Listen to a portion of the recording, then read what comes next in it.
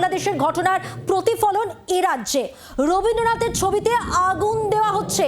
আজকের পরিস্থিতি 46কে মনে করাচ্ছে বাংলা যাতে বাংলাদেশ না হয়ে যায়, মানুষকে এগিয়ে আসতে হবে। তৃণমূলকে নিশানা বিজেপির রাজ্য সভাপতি শ্রমিক ভট্টাচার্যের। দেখুন,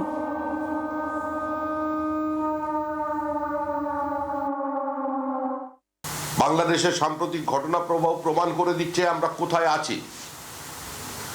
বাংলাদেশের যে ঘটনা তার প্রতিফলন হচ্ছে। রবীন্দ্রনাথের ছবিতে আগুন লাগানো হচ্ছে, হিন্দুদের দোকান বাড়ি ঘর তার উপরে আক্রমণ চলছে। মেয়র প্রকাশ্যে দাওয়াতে ইসলামের কথা বলছেন কলকাতায় বসে। পশ্চিমবঙ্গের আজকের যে পরিস্থিতি 1946 সালের পশ্চিমবঙ্গতে ফিরিয়ে দিয়ে গেছে।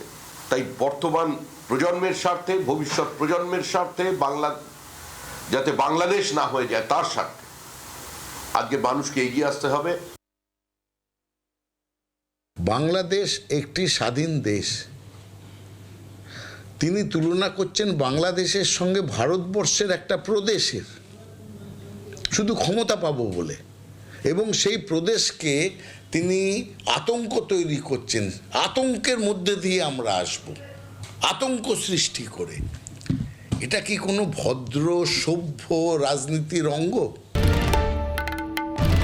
বাংলার আওয়াজ, বাঙালির আবেগ, জি 24 ঘন্টা।